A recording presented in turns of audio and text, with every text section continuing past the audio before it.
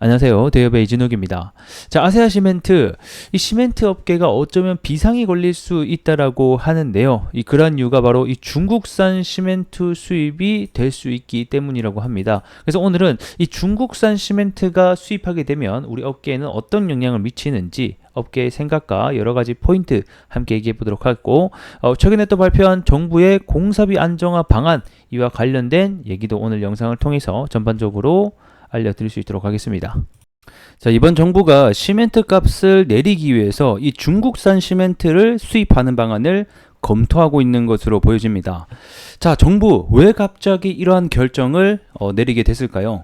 자, 이번 10월 2일날 발표한 정부의 발표를 먼저 보게 되면 이 공사비 3대 안정화 방안이라고 해서 말 그대로 이 공사비 상승률을 이제 더 이상 올리지 못하도록 조금씩 관리를 하겠다라고 해서 여러 가지 방안들을 발표를 했습니다. 그래서 이 건설 공사비 지수 이게 뭔가 요거 먼저 보게 되면, 자, 우리나라 이 건설에 필요한 자재비라던가 또는 인건비 이런 노무비 등을 측정한 지수라고 보시면 될 것 같습니다. 근데 이 지수가 원래 이 물가 상승률과 함께 좀 움직이는 경향이 있는데, 이 최근 2020년도 들어서 그리고 23년도까지 이 무려 3년 사이에 굉장히 크게 가파르게 상승을 했다라는 겁니다. 그러면 도대체 왜 상승이 나왔냐? 이 바로 러시아와 우크라이나의 전쟁이 첫 번째 원인이 되겠고, 두 번째는 이때 시기에 뭐가 있었다? 우리 바로 코로나가 터졌었다. 이때 코로나 터지게 되면서 돈을 엄청나게 많이 풀었다. 그래서 돈을 많이 풀게 되면서 이때 인플레이션이 함께 좀 찾아왔었죠. 그래서 사실 이 건설비 지수뿐만 아니라 우리나라 물가 밥상도 많이 올랐었고, 전체적으로 인플레이션이 함께 올라가게 되면서 돈의 가치가 하락을 했던 때였다. 자, 이렇게 건설 공사비 지수가 크게 오르다 보니까 어떤 문제점이 발생을 하게 됩니까? 이 건설업 시장의 전반적인 침체로 이어지더라는 겁니다. 아무래도 이 공사비가 크게 오르다 보니까 이렇게 건설비가 오르게 되면 결국 분양가도 오르게 되는 거거든요. 그러면 분양가가 올라간다는 것은 뭐 이런 재건축이나 재개발 사업도 최근에 중단된 사태도 있고, 이런 신규 공사에 대한 급감까지 이루어지게 되면서 전반적으로 건설업계에 안 좋은 위축되는 현상들이 발생을 하겠고, 특히 정부가 골머리를 앓고 있는 게 뭐죠? 이런 집값 상승이다. 결국 이런 집값 상승의 가장 큰 원인은 뭐다? 이런 자재비와 인건비가 올라가니까 이 건설을 하는 입장에서는 집값을 올릴 수밖에 없는 거예요. 그래서 이런 영향도 함께 다 포함이 되고 있다는 겁니다. 그래서 이번 정부가 저런 건설 공사비 지수를 낮추기 위한 정책을 내놓게 됐는데, 이런 자재비를 낮추는 방법, 그 다음에 인력을 뭐 여러 가지로 또 동원하는 방법, 그다음 뭐 여러 가지 공공조달 이런 걸 다양하게 내놨습니다. 근데 일단은 이 인건비라고 하는 것도 3년 사이에 굉장히 크게 올랐거든요. 현재 2020년도 대비해서 이 2024년까지 인건비가 얼마 정도 올랐냐면, 이 건설 지수에 있어서는 25%가 올랐습니다. 근데 이 인건비라는 건 사실 한 번 올리면 내리는 게 참 쉽지가 않습니다. 그러면 결국 정부가 선택할 수밖에 없는 거는 이 바로 자재비 측면이다. 그래서 이 자재비를 그럼 어떻게 내릴 거냐라는 것을 봤을 때 이 바로 뭐 중국이라든가 다양한 해외에서 뭐 이런 시멘트 이런 자재들을 수입해 와서 결국에는 공급을 늘려가지고 가격 하락을 시키는 방안을 검토하고 있다라는 겁니다. 그래서 방금 처음 보셨던 해당 그 헤드라인의 기사들이 현재 나오고 있다. 이 시멘트 값을 내리기 위해서 이 정부가 이 중국산 수입 카드를 꺼내게 되게 되면서 현재 이 시멘트 업계에다 압박을 현재 놓고 있는 상황입니다. 그래서 뭐 정확하게 중국산을 수입할 거냐 안 할 거냐는 아직 결정된 바는 없습니다, 여러분. 하지만 이런 식으로 압박을 넣어서 시멘트 값을 내리기 위한 방안들을 꺼내고 있다라는 겁니다. 그래서 현재 이 시멘트 업계의 입장은 도대체 어떨까? 이 부분을 먼저 보게 되면, 자, 한국시멘트협회는 이번 정부가 발표한 이런 건설공사 안정화 방안에 대해서 굉장히 좀 긍정적인 모습을 보여주고 있다는 겁니다. 그래서 이런 건설 시장의 활력 재고 방안의 필요성에 대해서 공감한다 이러면서 자재별 수급 안정의 협의체를 구성하기로 한 데에서 적극 환영한다라고 밝혔습니다. 그러니까 이게 무슨 말이냐면, 아무래도 이 시멘트 업계 입장에서는 전방 산업이 건설 시장이잖아요.